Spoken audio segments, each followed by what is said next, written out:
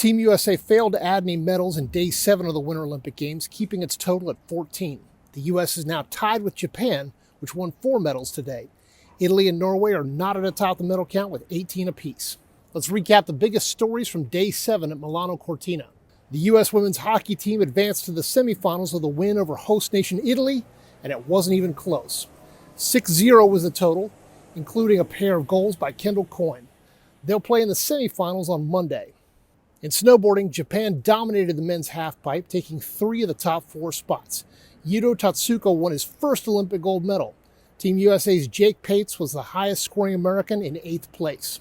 Also on the board, Team USA's Faye Thielen finished 3rd in the small final of women's snowboard cross, ranking her 7th in the final standings. Australia's Josie Baff brought home the gold. In women's curling, Team Peterson improved to 2-1 in round-robin play with a final stone victory over Canada. They sit 3rd in the tournament standings behind Sweden and Switzerland. Finally, in figure skating, the quad god couldn't get it done. Ilia Malinin had a disastrous free skate to fall all the way to 8th. Kazakhstan's Mikhail Shadurov was the surprise gold medal winner. For all the news from the Winter Olympics, read, watch, and follow Yahoo Sports. Hey everyone, Nathan Chen here. We just finished the men's free program, and really, what a shock. Ilia came in with a 5-point margin, and after the end of this last group, I think he really had this medal almost handed to him on a platter. But something happened tonight, and truthfully, I can't even express what it might be. I definitely can reflect back on my experience in 2018 when I went into the short program with a lot of pressure, a lot of concerns in my head, a lot of doubt. When I watched him set up, and actually when he took his first step, he took a deep breath, and he prepped, and he kind of smiled a little bit, and I was like, okay, he's got this. This is his night. So I had great confidence heading into the start of his program that he would have a really wonderful program. He went into his quad axel and singled that, and you could see that after that, every single element he started holding back a little bit more and a little bit more and a little bit more, and by the end of it, just was not his night. One of the hardest parts about performing for a huge sold-out crowd is that you really can viscerally feel the reaction from the crowd. I remember when I went in my first jump and I fell, the whole crowd goes, ooh, and that just hurts you to your gut, and you get up and mentally you have to refresh, you have to figure out, okay, what went wrong and how can I regroup for the next element, but also the energy just changes in the arena, and you can feel there's tension now. Everyone's kind of lifted into their seats, and you feel that as a skater, and you're trying to calm yourself back down, resettle, but every mistake that you do compounds and compounds and compounds, and man, it's just I can't express how challenging that situation was, and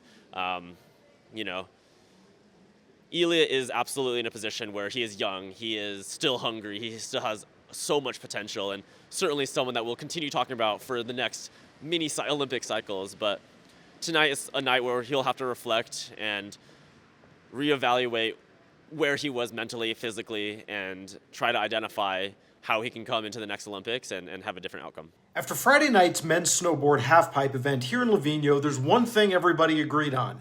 That was the best competition in the history of the sport. And the winner was Japan, which placed 1st, 3rd, and 4th as Yuto Totsuka won the gold medal. The 24-year-old Totsuka won the World Championships in halfpipe 4 years ago, but did not medal in either of his last 2 Olympics. But he came up big this time when it counted, stomping a run that scored 95 points to take the lead. Scotty James, the Australian superstar who already had a bronze and silver in his Olympic collection, put down an impressive run to get into 2nd place on his 2nd attempt. That set up a potential storybook ending for James, who was one of the most decorated riders in history, but it wasn't to be as he slid and fell on his final trick. The American contingent never really got into podium position as Jake Pates finished 8th, Alessandro Barberi finished 10th, and Chase Josie came in 11th. But Josie, a 3-time Olympian, told me that he felt like the standard of competition was so high that all of the top 5 runs from this event would have won the gold medal 4 years ago. That's how fast halfpipe is progressing, and that's how much the Americans will have to improve if they want a medal in 2030. Stay tuned to Yahoo Sports for the latest results from the 2026 Winter Olympics. On one side was a U.S. team that has demolished everything in its path. On the other side was an Italian team that was elated just to make the quarterfinals. The result was predictable. The U.S. won 6-0, though it took a little while for the Americans to pull away. Italy goalie Gabrielle Durante saved 19 of 20 first-period shots she faced, including a diving stick save to rob Abby Murphy of what looked like a certain goal.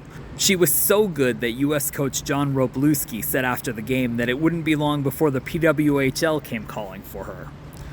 The dam broke in the second period when Kendall Coyne-Schofield snuck a puck past Durante from a tight angle to give the U.S. a 2-0 lead. By the end of the second period, it was 6-0, and the U.S. could start looking ahead to the semifinals. What has made the Americans so dominant is their ability to keep the puck in the attacking zone and use their offense as their best defense. The U.S. has outscored their 5 opponents 26-1 and last allowed a goal in the opening game of group play. Sidney Crosby, a bunch of assists. I really wanted to say that simply because I wanted to remind everybody Connor McDavid and Sidney Crosby are on the other team, just as an example of how much star power. Like, I mean, Cale Makar, Taves, and the list goes on and it's on. insane.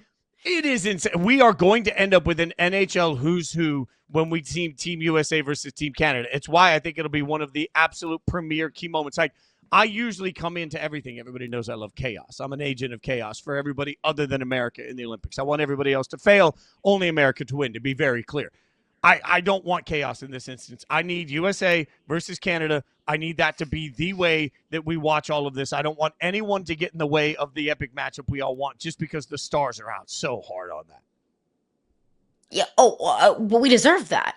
We deserve USA Canada. We deserve USA Canada for the star power. I mean, I just pulled up Team Canada's roster: Connor McDavid, Mitch Marner, Sidney Crosby, Brad Marchand, Mark Stone, Colton Parayko, Nathan McKinnon, Sam Reinhart, Sam Bennett, Cale Makar, Taves. Like, the list goes on and on and on of certified superstars in the NHL, names that we all recognize from the NHL side of things. So it's not just the superstar caliber that I think we would all love, but it's a clash of the titans. You know, we played a clip yesterday on the show. Of course, you can find that on the Yahoo Sports YouTube page.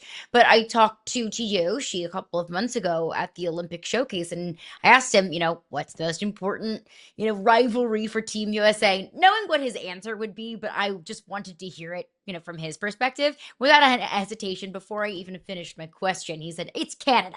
And I asked several other athletes from different sports, skiing, snowboarding, so on and so forth, asked them what they were most excited to watch in this year's Olympics. They said Team USA and Team Canada in the gold medal game, if God willing we get that matchup. It's one of the greatest rivalries that we have, not just in Olympic sport, but I think in sports, period. Roses are red, violets are blue. It's day 8 at the Olympics, and here's a Valentine's Day viewing guide for you. In long-term speed skating, phenom Jordan Stolz will hit the ice in his second event of these games. It's a sprint to gold in the men's 500 meters. Don't blink! Center Brock Nelson scored a pair of goals in a 5-1 win over Latvia on Thursday. Team USA looks to keep it rolling against Denmark in group play. In the wild world of short track, medals will be awarded in the men's 1,500 meters. Clayton DiClemente will lead 3 American skaters into the field. On the mountain, we go head-to-head in the free ski women's dual moguls. Jalen Koff will try to add on after her silver medal in the individual moguls earlier this week. Finally, in alpine skiing, it's the men's giant slalom. Keep an eye on River Radamus as Team USA looks for its first podium since 2014.